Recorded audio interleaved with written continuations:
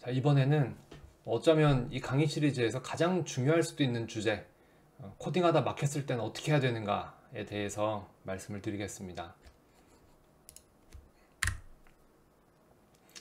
자, 여기 보이는 이 벌레가 우리에게 그 디버깅이라는 말에 나오는 그 버그예요. 최초의 버그입니다. 벌레죠. 버그라는 단어는 벌레라는 뜻이고 D가 이제 제거한다라는 뜻이잖아요. 그러니까 디버그면 이제 벌레 제거하는 거죠. 근데 오류를 잡는 게 왜 벌레를 제거하는 거냐? 이제 요 연구일지 쓰신 분이 이제 위키피디아에 보면 구체적으로 기록이 남아 있는데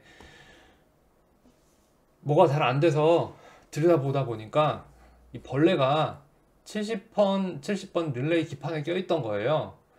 얼마나 황당했겠어요. 너무 황당하고 이분 성품은 제가 모르지만 저 같으면 엄청나게 분노했을 것 같습니다. 여기 써있네요. First actual case of bug being found. 그러니까 벌레 때문에 프로그램이 작동을 안 한 거예요. 우리는 소프트웨어 개발이 굉장히 이제 그 개념적인 작업이라고 생각하는데 물리적인 문제로 작동을 안 할 수도 있죠. 근데 뭐 그 당시는 더 심했을 거고요. 정말 당황스러웠을 것 같습니다. 여러분들 이 강의는 초보자 대상 강의이고, 그다음에 여러분들 처음 시작하실 때는 정말 와, 내가 이렇게 멍청했나 싶을 정도로 황당한 실수를 하실 수도 있어요. 근데 다 겪는 일입니다. 저 같은 경우도 정말 진짜 점 하나 더 찍고 덜 찍어서 하루 이틀 뭐 일주일 날려먹은 적 많아요. 정말 정말 진짜 지금 생각해도 내 인생이 지연된 주범은 그런 간단한 오류들이다 이런 생각 들 때 있습니다. 근데 제가 드리고 싶은 말씀은 당황하지도 말고 분노하지도 마세요. 냉정하게 접근하세요. 여러분들이 뭔가 안 될 때는 발전하는 겁니다. 그래서 저 같은 경우는 지금은 이제 뭐 실습하는 학생들 이렇게 뒤에서 뭐 안 돼요 하고 말하기도 전에 보면 안 될 게 보여요. 제가 여러분들보다 뭐 눈이 좋은 것도 아니고 뭐 두뇌가 뭐 뛰어나고 뭐 이런 문제가 아니라 너무 많이 틀려봐서 그래요. 세마이콜론을 빠뜨려 가지고 문제가 생긴 경우가 너무 많아요. 그래서 그냥 지나가다 보면은 세마이콜론이 빠져 있으면 본능적으로 뭐 제가 이렇게 뭔가 어디선가 뭐 이상해, 허전해, 답답해, 뭐 그런 느낌이 솟아납니다. 아주 숙달되어 있는 상태죠. 근데 이제 현대 사회에서 여러분들이 그렇게까지 고생하면서 코딩하시는 건, 저는 코딩을 배우시는 건 절대 원하지 않아요. 가급적이면 편하고 즐겁게 배우셨으면 좋겠어요. 그래서 뭐 좀 숙달됐으면 좋겠다 하는 몇 가지 팁에 대해서 말씀을 드리겠습니다. 첫 번째로 당황하지 마세요. 뭐가 안 됐을 때 당황하지 말고, 제가 항상 하는 얘기 있어요. 이 밑에 있는 아웃풋 창을 읽으세요. 아웃풋 창 읽으세요. 그리고 한글판에선 여기 아마 번역이 돼 있을 텐데 일부 번역이 좀 이상한 경우가 많아요. 근데 보시면은 이제 가장 많이 하시는 실수가 세마이콜론 빠뜨리는 거기 때문에 여기 지금 세마이콜론이 빠졌거든요. 보시면 syntax error missing semicolon before return, 리턴 전에 세마이콜론이 빠져 있다라고 이렇게 표현이 되어 있는 거죠. 말이 좀 꼬여 있죠. 직접적으로 여기 엔드라인 뒤에 세마이콜론 빠졌어요 이렇게 얘기해 주면 좋은데 그렇게까지는 못 해주는 컴파일러의 사정이 있는 거죠. 그거는 우리가 좀 이해를 해야 될 것 같고, 미래에는 뭐 그렇게 해줄 수도 있을 것 같아요. 왜냐하면은 과거에 제가 할 때는 이것도 안 잡아줬어요. 이런 메시지 제가 없어가지고 막 뒤지면서 막 헤매고 이렇게 공부한 적이 있습니다. 지금 훨씬 좋아진 거예요. 그리고 지금 아예 이 빨간 줄 띄워주잖아요. 그러면 이 전후에 어딘가 문제가 있나 보다 이렇게 한 번씩 찾아보세요. 이게 감정적으로 여러분들이 흔들려 있는 상태에선 잘 안 보여요. 근데 냉정하게 그냥 한 바퀴 돌고 오면은 보입니다. 그때는 보여요. 그 다음에 뭐 좀 더 여러분들이 고급 이제 프로그래밍을 하실 때에도 오류가 생기면 개발 환경이 알아서 잡아주는 코딩 버릇을 키우실 수 있어요. 그거는 지금 단계에서는 제가 뭐 설명드리기는 좀 어려울 것 같고, 가급적이면 이 개발 환경을 사용해라. 문제가 있으면 얘가 미리 잡아주는 방식으로 코딩을 하면 좋다라는 거 정도 이제 생각을 해두시면은 장기적으로 도움이 될 것 같습니다. 그 다음에 또 해야 될 게 검색하세요. 검색. 그 다음에 가급적이면 구글로 검색하세요. 뭐 저는 뭐 네이버도 좋아하는데 네이버는 정말 최후의 순간에 검색을 합니다. 그리고 영문판 비주얼 스튜디오를 쓰시면요, 아웃풋 윈도우를 그냥 긁어가지고 올리시면 대부분 찾아줘요.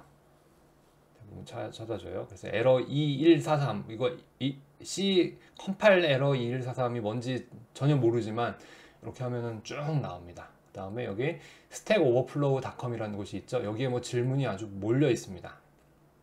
정말 그러니까 프로그래머들의 보고라고 할 수 있어요. 거의 모든 오류들이 여기에 있습니다. 그리고 여러분들이 어느 날부터 검색을 했더니 여기에서 답을 찾을 수가 없다. 그러면 여러분 실력이 굉장히 좋아졌다는 뜻이에요. 자, 그래서 이 검색 엔진 사용하는 거, 뭐 어떻게 보면 당연한 건데 잘 안 하시는 경향이 있어요. 그래서 요 두 가지, 아웃풋 윈도우를 봐라. 그 다음에 검색 엔진을 살펴봐라. 그 다음에 이 검색 엔진 사용하는 것도 자꾸 보다 보면 사용하는 요령이 실력이 좋아져요. 그래서 많이 검색을 해보시는 게 좋습니다. 현대의 프로그래머들은 검색 엔진, 인터넷과 떨어져서 그 작업을 하는 게 아니에요. 인터넷과 연결되어 있다, 이런 마음으로 하시면은 훨씬 효율적으로 하실 수 있습니다. 그 다음 수단이 그래도 안 된다, 난 영어 너무 모르겠어요, 그러면은 그냥 솔직하게 커뮤니티 가서 도움을 요청하세요. 저 같은 경우는 조금 뭐 징크스라고 그래야 되나? 그 질문글을 올리면은 답이 떠오르는 경우가 있는데, 그게 우연히 그런 게 아니고 질문글을 올리다 보면은 문제가 정리가 돼요. 반대로 커뮤니티에 질문 올리실 때 질문 몇 번 올려보시면은 내가 어떻게 질문을 해도 답을 못 받는 경우가 또 있거든요. 그거는 질문하는 방법이 틀려서 그래요. 그래서 내가 다른 사람에게 도움을 받을 수 있는 형태로 질문을 올려야 된다, 이런 연습을 좀 하시다 보면은 나중에는 사실은 뭐 그런 과정 거칠 필요도 없이 남에게 질문을 할 것처럼 내가 스스로 질문을 정리해보다 보면은 그냥 알아서 문제가 해결되는 경우가 굉장히 많습니다.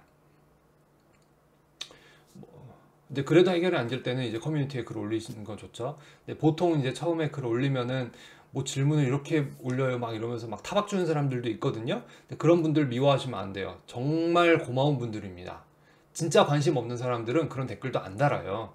그런 분들이 질문하는 방법을 알려주시는 거예요. 그래서 또 언젠가 보니까 이제 스택 오버플로우에 용기를 내서 글을 올렸더니 댓글로 뭐 질문을 이따위로 올렸냐 하면서 뭐 엄청나게 악플이 달렸대요. 그래서 굉장히 뭐 충격을 받았다고 그러시는데, 그것도 그 스택 오버플로우 커뮤니티에서 여러분들 도와주고 공부시키고 훈련시키는 거예요. 그래서 그 훈련을 받아들이고 정말 뭐 내가 끈질기게 해본다 그러면은 그 커뮤니티에서 얘기하는 규칙에 맞춰서 질문을 다시 올리고 하겠죠. 뭐 그러다 이제 뭐 쫓겨날 수도 있겠지만, 근데 대부분의 경우는 여러분들이 그 규칙에 맞춰서 질문을 정리를 해보면은 그 질문들이 대부분 이미 누군가 했던 질문들이에요.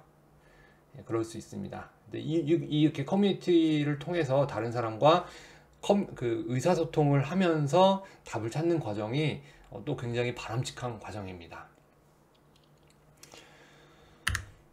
그 다음에 제가 이제 항상 써놓는 건데, 저 같은 경우는 프로그래밍 실력이 어릴 때 굉장히 빨리 는 편이라고 생각을 해요. 그 이유가 뭐 크게 두 가지가 있는데, 한 가지는 제가 어릴 때만 해도, 제가 이제 코딩 처음 배울 때만 해도 그냥 재밌게 놀 수 있는 시간이 좀 있었어요. 입시 공부를 좀 늦게 시작할 수 있는 환경이었어요. 분위기가 좀 더 자유로웠습니다. 근데 요즘은 다들 뭐 컴퓨터공학과로 진학을 하시더라도 대학 진학한 후에 코딩을 공부하신 경우 있어요. 그러니까 어릴 때 코딩 연습을 재미삼아 코딩할 수 있는 환경이 안 되는 거죠. 혹은 뭐 하시더라도 입시를 염두에 두고 하실 경우에는 아무래도 묘하게 효율이 떨어져요. 그래서 개인적으로는 좀 그런 환경이 안타깝다고 느껴지는데, 그 다음에 두 번째로 조금 더 그걸 극복하고 모든 걸 좀 더 쉽게 할 수 있는 좋은 방법은, 좀 뜻이 맞는 친구하고 공부를 같이 하세요. 좀 얘랑 하면은 얘도 나도 재미로 코딩 배우고 싶어, 혹은 나 게임 만들어 보고 싶어, 다음에 나는 뭐 페이스북 만들 거야, 뭐 이런 친구가 있다면은 슬슬 친하게 지내면서 그냥 같이 하세요. 그럼 내가 문제가 생기는 거는 그 친구도 대부분 같이 생겨요. 절대로 누군가 한 명이 막 엄청나게 뛰어나지 않아요. 혹은 나는 막 여기 막혀서 죽을 것 같은데 친구는 쉽게 한 것 같아요. 그럼 그 친구는 어떻게 하다 보니까 그 과정을 이렇게 쓱 잘 넘어간 거예요. 그럼 그냥 물어보세요. 나 도와줘. 얘기를 하세요. 그러면은 대부분의 사람들은 도와주거든요. 그리고 여러분들이 도움을 요청했을 때 그 친구가 대답을 해주는 건 그 친구에게도 도움이 됩니다. 반대로 누군가가 여러분한테 뭔가 물어본다면은 그거 고맙게 생각하셔야 돼요. 왜냐하면 여러분이 그거에 대해서 복습을 할 수 있는 기회가 되는 거고, 그 다음에 상대적으로 나는 이거를 공부하고 지나갔구나 라는 나의 위치를 확인할 수 있게 되고, 그 다음에 커뮤니케이션 하는 훈련이 되는 거예요. 이거 굉장히 중요합니다. 내가 아무리 코딩을 잘하고 천재 프로그래머라고 하더라도 현대 사회에서는 대단한 걸 혼자 만들 수가 없어요. 저도 이거 뼈저리게 느낍니다. 소프트웨어 발전 속도가 너무 빨라서 절대로 혼자서는 근사한 거 만들 수가 없어요. 정말 아니면은 굉장히 큰 대가를 치러야 돼요.